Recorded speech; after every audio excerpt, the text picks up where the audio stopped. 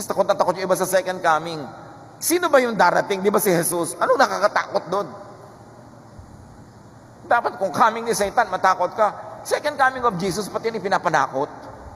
Kaya nga napakarami tuloy na relihiyosong tao, demoralized. Kasi takot ang nagiging bunga ng kanilang pananalig. Matthew 6:34, therefore do not worry about tomorrow, for tomorrow will worry about itself. Each day has enough trouble for its own. The blessings of God is always enough for today. But when you worry about tomorrow, next week, next month, it will not be enough because you're going to have to divide the blessings for today for so many days that have not come yet.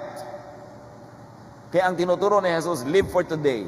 It's not wrong to have a general plan for the future, but do not be obsessed with it because you don't know how the future will unfold. If it will fit